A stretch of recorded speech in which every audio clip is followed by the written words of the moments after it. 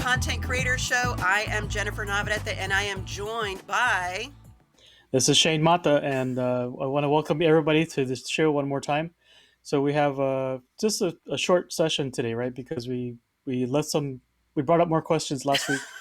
we, did, we brought up so many questions last week, and it was already a long-winded show that we were like, maybe we should actually just kind of cover Yeah. some of this stuff because it's a lot to handle, and we're not, and believe me, on this show we're not also going to cover it all, but we felt like if we just kind of took a little nugget over time, we can all learn together. And so kind of that's what this show is. We're calling it the education moment. Yeah.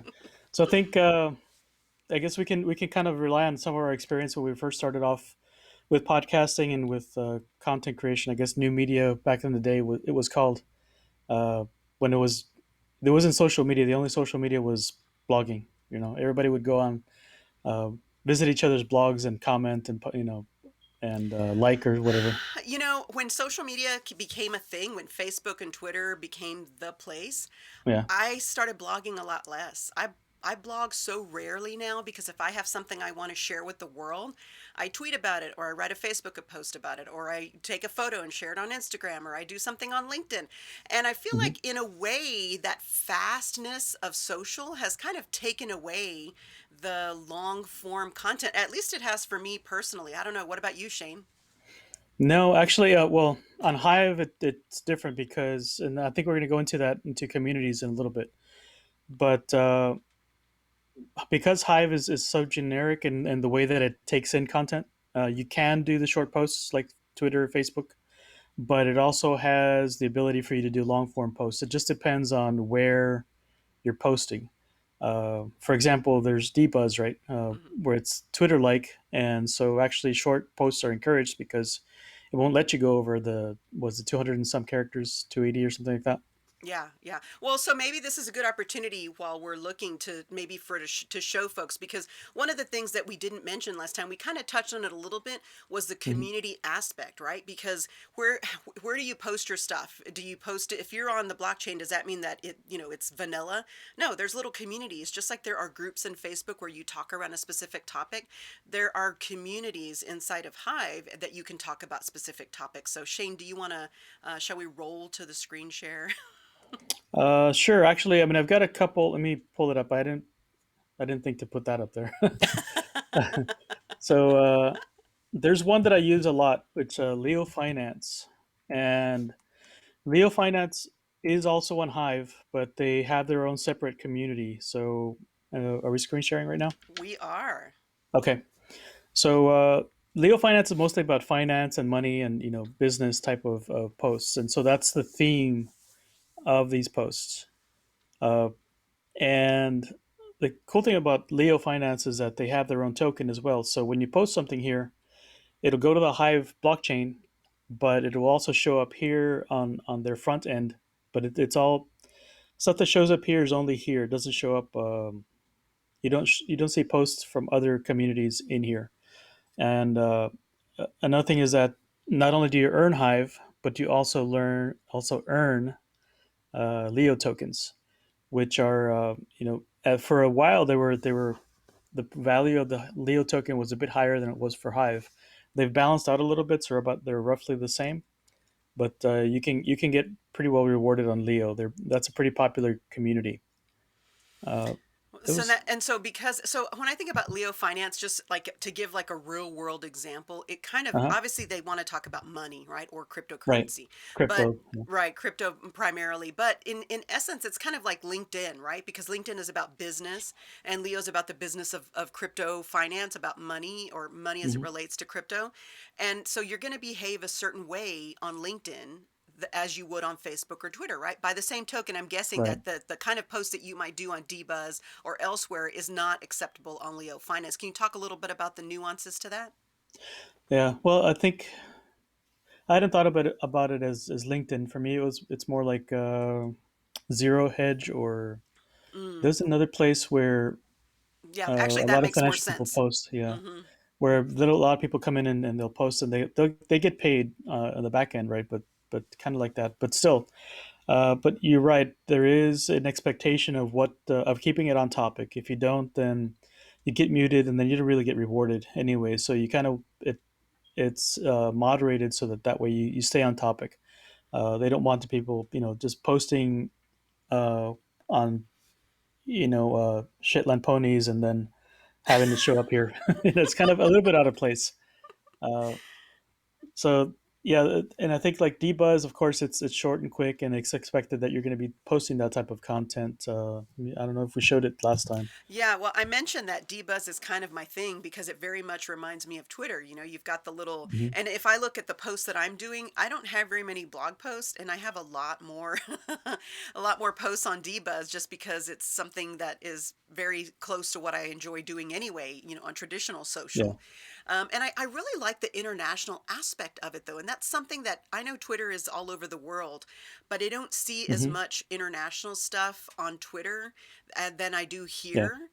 Just in the overall, because on Twitter it's typically folks that I'm following or the algorithm thinks I should know about. Because sometimes posts are in there because it's like you Yeah. might find this interesting, but here is actually to me I think it's every single person who's posting on Dbuzz, and so there's a huge international contingent of folks, and it really shrinks the world down and allows me to kind of get a look into how their folks are living their daily lives, and I'm sure by the same token they're getting the same kind of glance at us. Exactly, and I think that's what I like too. Is that there's no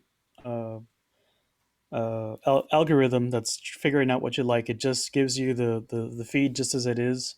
You do get a like when you first go in, you get the trending posts or the more popular posts, but for the most part, they're still pretty fresh and time. They're like, what would you call it? Chronological. Mm-hmm. Well, so that's Uh, a good point. You bring up a good point. So one of the things about this is that we talked about this last week, where you could see what people are earning because people have upvoted their post because it brought value to them. If you look at the ones that are trending, you're going to see some, not 88 cents like my bread one was last week, right?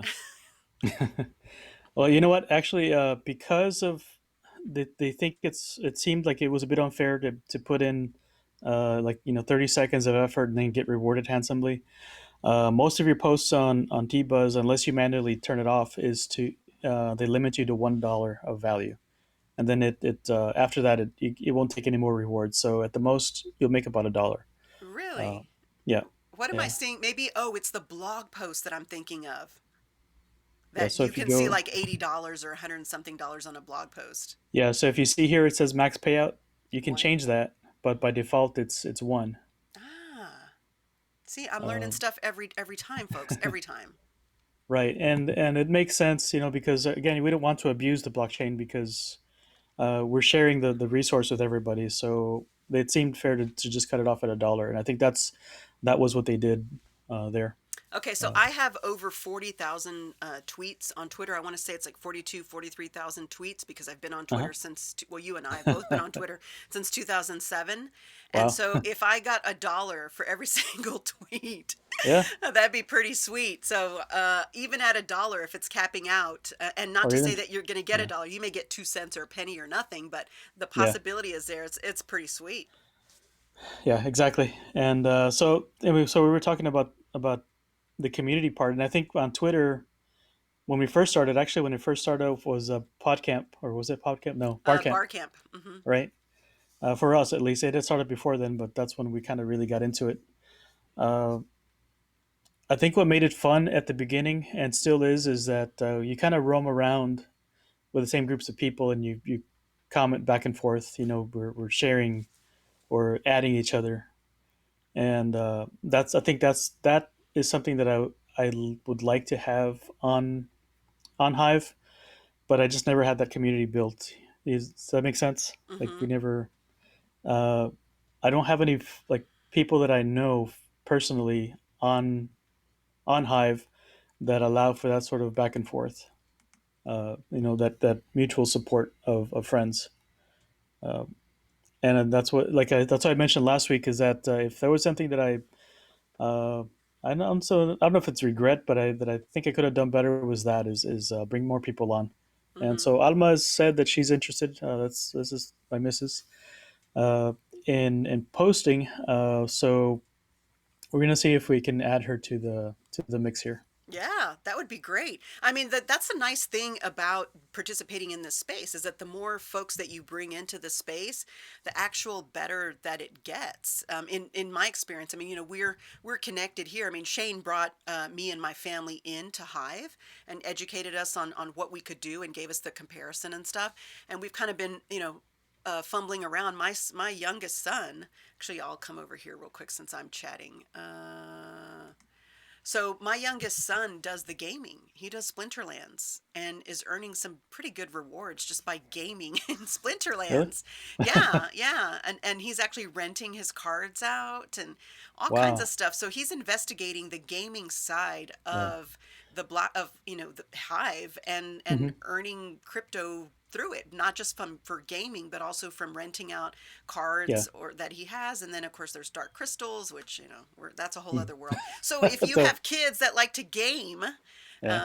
that might be something for them. Or how old do you have to be? Probably have to be old enough though, right?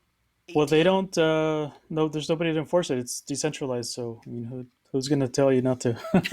All right, you didn't get that financial advice from us. My kid is grown up, so it's not Yeah. he's not a minor. Okay, cool. So let's go back to the screen share real quick. Okay, hold on. We were talking about other. So like Leo Finance is not a community. There's communities where you just post your stuff and it's all on topic. Like for example, I created a keto community for me to put my keto posts. That way, people know where to go for keto, updates or whatever. Hmm. Um, but that there's also like, let me slow down here. So Leo Finance is a tribe, and what makes it a tribe and not a community is that they have their own front end, which is the Leo Finance page, website, and they also have their own token. And so there's other tribes out there like the Foodies Beehive, which is at foodiesunite.net, and foodies can share their food pictures up here, and you get rewarded in foodie tokens. So Okay. let's Okay. This see, is interesting. right? Yeah, it's a lot to take in, even for me who has been kind of playing around. But I really like the community aspect because I can say, okay, communities are kind of like groups to some Hmm. extent. Okay, there's the comparison there, and now there's the fact that there's tribes versus straight out communities. So tribes have front ends, and then they also have A token that they reward you that with. reward you with separate from Yeah, what you would get if you were just part of a regular community inside of Hive, right? exactly. Yep. So a lot of people have made a lot of money from posting to Leo Finance and to other front ends, and in fact, some of them actually reward you more for using the front end versus going in through the backside through Hive, uh, and that's another strategy you can do. STEM Well, Geeks is one. but that's Go good ahead. because I actually did a foodie beehive post Uh once huh. because I thought, oh, because I've been baking bread lately, and I thought, Yeah. oh, I'm gonna, as you all saw last week, right? And I thought, oh, I'm gonna post a picture of one of the I baked a loaf of bread and it kind of turned out ugly. Like it did not turn out. It did, normally it's like got this golden top and it's beautiful, and this one was like all kind of weird. And so I thought, well, the foodies would know. They could tell me what I did wrong. Did I add too much water? Maybe I didn't add enough this. Maybe I let it do this too long. I don't know. So I posted it in straight, but I did it through the back end, just through the communities tab. I didn't Mhm. actually know that I could go to the front end. So that's a good strategy for me to try because I like doing the comparison. So I'm going to create a similar type post, but with different photos, but still one that goes in the front end and one that goes through the back end. And I want to see what happens when I do it that way, just because it's kind of fun to experiment and see where you can get the maximum benefit, where you can give and get. It's not just about taking, it's also about giving to the community. Yep. Yeah. And it also lets you like find people with common interests, and then you can support each other in that respect. And so maybe you're not building a community, but you're participating in one, and you're finding other people who have the same interests. So for like my job, work as a facility manager, and so I post to STEM Geeks frequently. It's stemgeeks.net, and this is more about science, technology, engineering, and math. Uh, and so those do fairly well. We probably need to build a community a little bit more. There was another community that I was thinking about, and I can't remember right now. Um, Oh, right now the hot one right now is proofofbrain.io,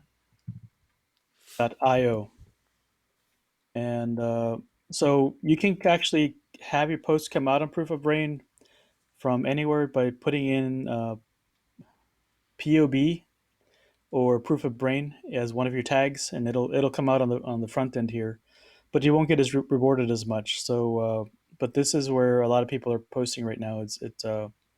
It kind of goes around in what would you call it, like in swarms. Hmm. For a while, it was Palnet, which was one of the first front ends, and you would post Palnet on your tags, and it would show up there, and you'd get rewarded. What And type then of content do you put here, though? Because I get what you put on the foodie one, I get what you put on yeah, Leo Finance, but what would you put here? this is a smorgasbord. I mean, oh, so you can see on the side. Actually, most of the front ends will give you the types of hashtags or Ah, the tags that you're going to use on the side. right. So any of these that you put on here will come out. Got it. But you definitely want it to have POB in there at least, so that way it puts it in here and then it categorizes it by these other ones, other posts, other tags. So yeah, there's no restriction. There's no topic that you want to put on here. So this is a bit of a smorgasbord. Uh, Interesting. yeah. So if you actually want to look at communities, I think Gems is one of the more popular ones, and that's the same thing. It's. Let me see if I can pull that up here.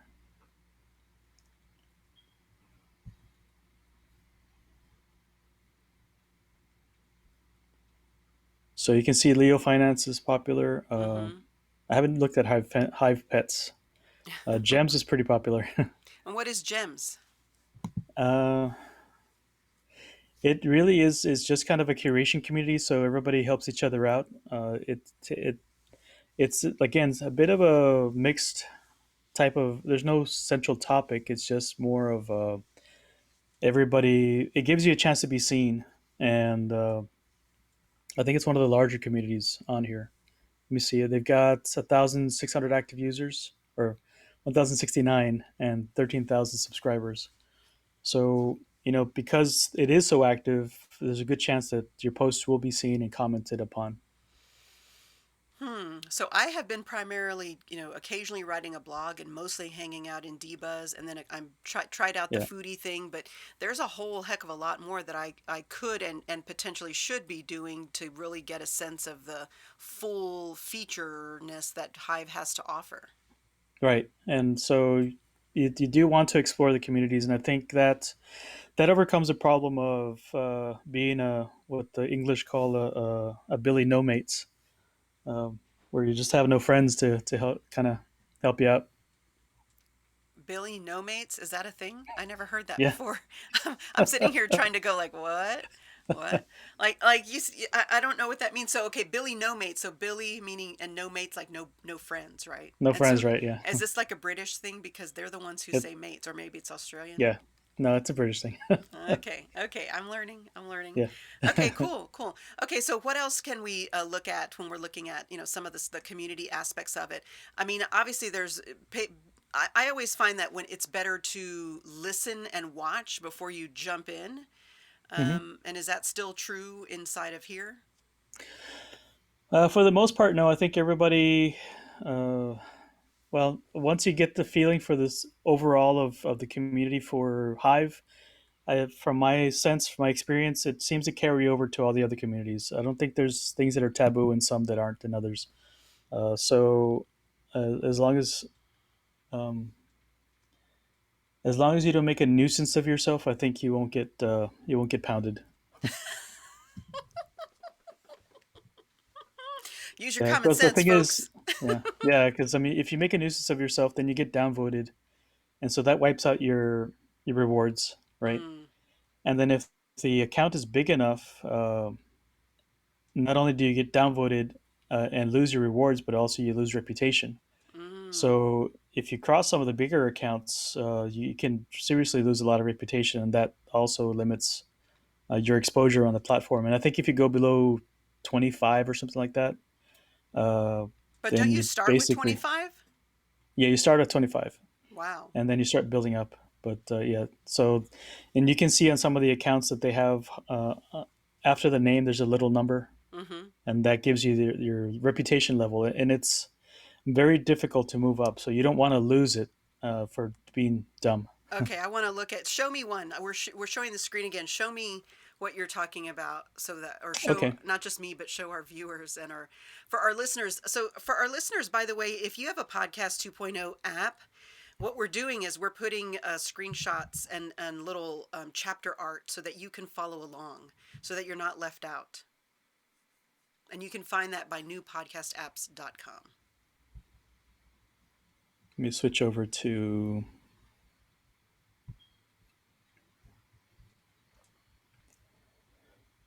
All right, let's try Cervantes here. Cervantes is a community Mm-hmm. for Spanish speaking Mm-hmm. people. And so this is, you can see the reputation is 78. Well, I'm guessing And that's so good, right? Because that's, yeah, is that's, a hundred, it, hundred's the top. you know what? I'm not sure where it stops, but I think probably it stops at 100. I haven't seen anybody higher than that. And so my reputation is, where am I? 58. Okay, well that's pretty good. Yeah. And so like again, we all start off at 25, and I think it gets harder and harder the higher you go. So to get to the 70s, it's quite the feat. Mm. So you have to be super active to be able to get to that level, I suppose. Do a lot of curation and a lot of commenting. See,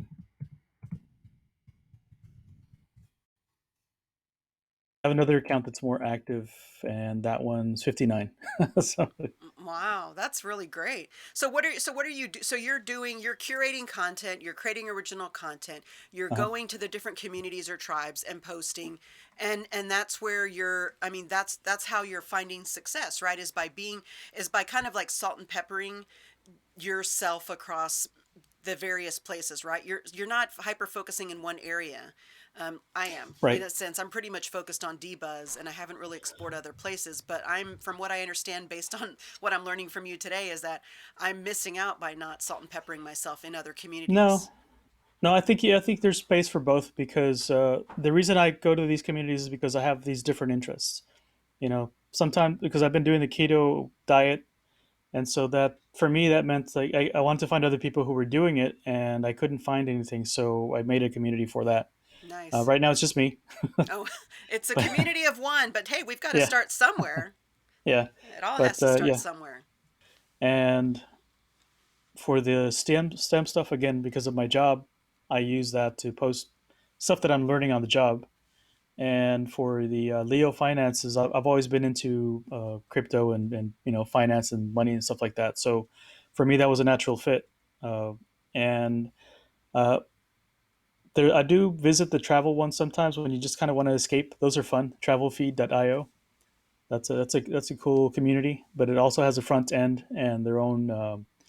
You can actually start a. They have a service where you'll be able to start off your own website with your own domain for travel posts if you're ever into that. And it all integrates into Hive seamlessly, and they do all the upgrades and all that. You don't have to worry about maintenance and plugins and all that sort of thing. So Huh. there's pretty cool communities out there. Well, I like how you could just create one. If there wasn't one, you're like, I'm going to create one. And yeah, you're going to Yeah. start off on your own. So, how would you find? Okay, so this is a really good thing because if you are going to start one on your own, how do you attract people to your community? Because I will tell you that I went looking for the podcast community inside of Hive, and there was one that exists, but it's like crickets in there. Okay. And because we have minimal resources, or I'm building my resources up, I don't want to like, I don't want to say waste or spend, or that's probably not the right way to look at it, Hmm. but I don't want to take that time if there's not going to be people in that community. And so how would you Right. go about building it? Because kind of like what you said, where you started out by yourself in this space and it took longer to grow, and wouldn't you want to start a community with people already? And so how do you find those people? The I haven't found that magic bullet, but to me it seems like it feels like back in the days when we all had blogs. It basically you have to go find people who post something that you liked and then comment, and then you form those friendships, those relationships. Hmm. And so far it's so the keto community is pretty new. I have another one for Texas, which it's mixed. and I have another community for what was that? Oh, for facility management, which is my job. And same thing. It's right now it's mostly me, but then again, the value for me is that it organizes the posts so that way I can find Mm. that stuff in there. So if I actually what I end up doing is if I'll troll around and find posts that have to do with those topics, and then you can share them into the community, and then that way you're kind of curating that stream for you.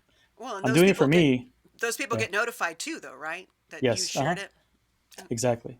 And so later on, if anybody is looking for keto stuff and they find my post, but they'll also find somebody else's posts. So even though there's other people not posting directly in there, I'm finding that content and I'm putting it in, so that way there's a central place to find that information. And that's kind of, I've noticed that that's what you're doing for the crypto content creators inside of, for Right. our thing. You're posting other things that are relevant to crypto content creation. Mm-hmm. And I guess, I don't know if we want to go, are you still sharing your screen? Let me pull it up here. Yeah, because then we can go into, let's see, let me go there. So I'll pull up our posts. Okay.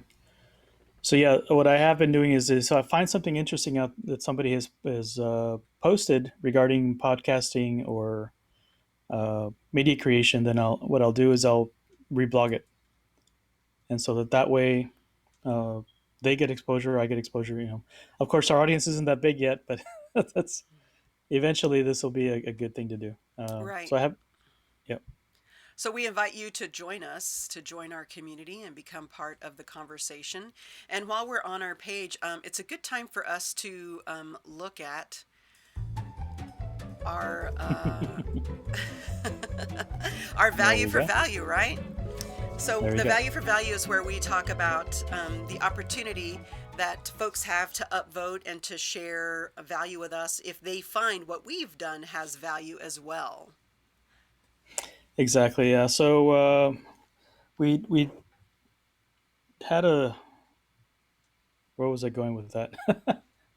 Okay, we had a bit of an increase since the last show. I think we're about $5 and something Hmm. in rewards.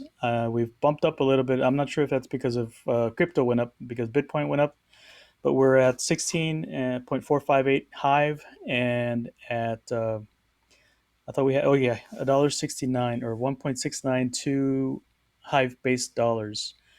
So that's a total estimated value of $6.60, and that's from our activities from last week, Hmm. uh, or the last two weeks on the show. Hmm. And so we actually that also kind of should bring us back to value for value a little bit, isn't it? We want to talk about that a Yeah. little bit. Yeah, so there's a more to it. I mean, we kind of mentioned it on each of the shows and we're mentioning it now, but there is a history of where this comes from, and it really comes from the No Agenda show with Adam Curry and John C. Dvorak, where they didn't want to take ads and they didn't want to take sponsors. They wanted to have the freedom to say what they wanted to say and not have anybody tell them they couldn't say something, which happens if you have sponsors or have ad dollars. And so they started this thing called Value for Value. If you listen to their show and you find what they've said to have value, they invite you um, to donate, to support them, to become, they call it producer. They compare it to the traditional Hollywood model where you're a producer. If somebody makes a movie or makes a television show, there's a producer, and producer means that's the person with the money. So they have, like, if you have $300 or over, you're an executive producer, and if you have $200 or over, you're an associate executive producer. And then they have regular producers at lower levels, like, anyone below that is still a producer, but at lower levels. But they also have goals that you can achieve. If you give the show $1,000 or more, whether it's all at once or over time, because they have layaway plans, then you become a knight of the round table, and you can become a duke, you can become a baron, and you can claim land. So they've really made something with their community that folks aspire to be part of what they're doing. So that's the model for value when it comes to podcasting. And it goes down to time, talent, and treasure, and those are the three T's that they do. And I really like that. And I guess for us it adds up to that, because when they started this, what, 14, 15 years ago, There wasn't something like a Hive where you could upvote stuff, but now there is. And so I consider what happens on Hive or on Minds or any of the other blockchain content creation places also the value part of the value for value model. But that's just me throwing that in because to me it just makes Mhm. sense. Yeah, and I think the simpler part is it would be like a Patreon, but without Patreon, where people just directly donate to you instead of having a third party in between. Because as we've saw in the past, Patreon also engages in censorship by cutting people off. And if you just have a support page where people can directly donate to you, then that cuts out a lot of that censorship problem that's inherent with having third parties involved. So there's this, and then there's also on the Value for Value. I think there's been some work. Brian of London has been working on setting up a like lightning payments, so that way, as somebody's watching your show or listening to your podcast, it's also streaming Sats over to your wallet, and So we're getting in that we're getting yeah, deep in the weeds on this. So let's pull back. Let's just pull back just for a sure. little bit. So sats are satoshis and it takes Satoshis, right? some large number of satoshis, right, equals a bit, give or take. I don't recall. It's a big or 100,000 or 100 million. Okay. I don't remember. It's It's a okay. I'm going to do the Austin Powers $1 million. No, no. So, the sats are kind of the way that everybody's doing. They're doing it through the Lightning Network, which is right. a way to facilitate the transfer of Satoshis from the listener or the viewer to the podcaster or to the app developers or to Hmm. whomever, right? And Yeah. there's a whole lot of getting lost in the weeds there that we could do. We just want to give you an overview of that. This is kind of the new way of doing value for value on the blockchain, and it goes Yeah. through Hive. There's a lot more that we can talk about this, and we will in the future, but I didn't want folks to go, what, sats, Right. lightning, what does Yeah. that mean? So it's just So they say it's like Lightning is like Venmo for blockchain, for Bitcoin. So if you can kind of have that mhm. real world comparison, that at least kind of gets you going in the right direction. Yeah, yeah, and I think it's still early in that game because it's not easy to set up. We've been kind of working trying to figure that one out. But fortunately, we saw an announcement earlier this past week was that stuff that you put on ThreeSpeak, your videos will show up automatically on the podcast index, and they're already set up to receive what do you call it, lightning payments, and they will automatically convert it to Hive for you. So that's already kind of built in to work automatically. But if you have an independent podcast elsewhere or other content, then that's where it gets a little bit more involved. But I did see Jennifer sent me this link the other day of let me Let's see if I can find it. Yeah, yeah. So it is so new. Like it is so new, and every single week it's changing. Uh, And so it's what we tell you now and what's true now a month from now may be completely different because the developers are work the guys on the back end, the dude's name Ben, are working and developing ideas and putting them into action, and sometimes they work, sometimes they don't. They go back to the drawing board, try something else again. But it's exciting to kind of watch this space develop in real time. I shared with you guys, this is what we're doing now. We're flying the plane and building it. They're doing that too, and we're on the plane with them, but while we're also building our own plane. So it's kind we're of an strapped exciting in. yeah, yeah. So it's kind of an exciting time to be in there. If you're someone who's like an early adopter, a pioneer, somebody who likes playing around with new things that hasn't developed yet, well, first of all, you may be an engineer, but you're probably techie geeky like we are, and this is something that you like to do. So we're in this phase of discoverability and adoption and figuring it all out at the same time. All right, Shaine, go Yeah. for it. Share what you got there. Well, this link of the Smiling Dutchman .com, he shows basically his way of getting compensated, which is links. You can do. He has referral links here for Brave, browser, Minds, Library.tv, uh, and his Ethereum, Bitcoin, Bitcoin Cash, or Litecoin addresses. So if you just want to send it directly, and of course he's got the QR code, so that way if you're interested in, you can just scan and send them the micropayments. Yeah. Uh, so he doesn't have Lightning set up. It's just simple addresses, and that works too. That'll work too. Uh, so we're kind of working this out right now. So that and it's not even so much, I guess, for you and for me, is it's not so much the compensation. It's just we like the technology. We like playing around with the new things, and doing the show was an opportunity to dive in with all in, not just with both feet. How we this is something that looks cool, looks interesting. We feel like it's the future. Shaine's been doing it, much longer than I have. So we both believe that this is where the trend, and it's really fair compensation and fair value for creators. I think you hear like Facebook has like a $1 billion creator fund with a B. I think I heard. I mean, when I think it was a B, has to be a B. No, maybe it was 1 million. 1 billion's a lot of money. It's probably like a It's a lot of million. money, It's probably like a but yeah, million. It's probably $1 million. So they have a creator fund. Clubhouse has a creator fund. Twitter has all of these traditional social media platforms that grew because of us users creating content for free on their platform. And obviously, they were giving us a platform to create those things on and to hmm develop our businesses and our reputation and our brand. But now they're recognizing that we as creators kind of have a little. They want to woo us. They don't want us to go away. And so, in order to woo us, they're going to start using money, which money works, and try and woo yeah, creators to stay and to create great content on their platforms and not go somewhere else because it's shiny.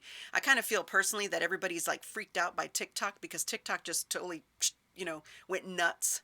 And there's got so much attention, so much money, so much everything that everyone else is like, ooh, we're losing people. We need to keep them here. So that's the real world is starting to see the creator economy as something that they have to support. But if you go hmm to Hive and participate in the blockchain, if you're looking as a podcaster or a video creator and wanting to have that value for value or having that creator economy happen right there, it's already built in. It's already there. yeah, It doesn't have to then come in. It's part of the framework and the foundation, which I think makes it just a beautiful thing. And I'm excited to discover and yeah. learn and be part of the space. Yeah, actually, you know what? That's a good segue. Again, I'm going to close out the value for value, and then Well, for yes, the let's next. close out the value for value. There you go. Shane knows I love the little value for value music. Yeah. All right. All right. So actually, next week's guest, John G. Olson, actually, I guess has this worked out because he's doing a really good job of getting of using Hive to build a community and also to generate income or rewards. Uh, and so you probably have seen his if you're on Hive, you've seen his website mentioned or his account mentioned. It's the CTP Talk or Click Track Profit. That's another one I'm gonna have trouble with. You can go to clicktrackprofit.com, and he has courses set up on how to do affiliate marketing and things like those sorts of things. But everything that's on the web can be done on Hive, and I think the common theme we might see coming up is that a lot of the stuff that's being built out there is already in Hive. The transaction, no transaction fees, the fast response, the built-in compensation for your work, communities, all this stuff. So it's a little rough around the edges, but it's all built in, and it's just a matter of the developers, putting in the time to come up with or building out the front ends to make it work. Mm-hmm. Just like Three Speak or what's the one that does the podcasting? I forget the name of it. Aurora, I want to say, or Oriel, or something like that. Something, yeah. Yeah. So, oh, Real, I think it is. Yeah. So yeah, it's just a matter of time before these things are built and take advantage of the Hive blockchain. Mm. So I guess we'll learn a little bit more about that from John next week. I'm excited about our very first interview outside of the two of us. I think it's going to be amazing. So, folks, Yeah. obviously, we want you to connect with us. We want you to dive in with us. I mean, there's stuff that we're still learning along the way, but get in the plane with us. Come on, put your seatbelt on. Let's go. Make this happen. So connect with us. We're at Crypto CC Show, both on Hive Minds, Twitter, and Instagram. And of course, if you go to cryptocontentcreators.com, we've got all the upcoming shows. We've got all the recorded videos, all the podcast episodes. And of course, if you are on a Podcasting 2.0 app, then you're getting to see the chapter marks, the chapter images, and links. That's what's so cool is that I can put a link inside of a chapter. And if we're talking about something and you want to go there, click the image and woohoo, it'll take you there. I'm such a fan. I just love it. I mean, it takes more time to add in the chapters, but I feel like if you're a listener and you kind of want to go deeper, some of the stuff we're talking about is very visual, which is why we're doing both the video show and the podcast, because there's a lot to show and a lot to understand, and the chapters really bring it home. At least that does for me. So check out podcastapps.com. There's a whole host of them for iOS, for Android, for web, lots to Mhm. choose from. I actually use probably about three or four, three more regularly, the fourth one just because occasionally I want to see what it looks like on that app. But Hypercatcher, Podverse, Breeze, Yeah. There's a link. Curiocaster, Uh, there's a lots. list on podcastindex.org. Yeah, yeah. All right. So Shane, do we have a catchphrase yet? No, we had a great one, And we didn't write it but down. we We didn't write didn't, it no, down. no, no. Or we thought maybe we might have texted it and we can't find it. So if you have a good catchphrase for us, or maybe we'll just come up with it by show 8, Shane. By the end of season Yeah. 1, we're gonna have a catchphrase. I think at some point it's just going to end up being like we're making it up as we go. Yes. All right, everybody. We thanks for joining us for the Crypto Content Creators. Bye. We'll see you next week. So long, folks.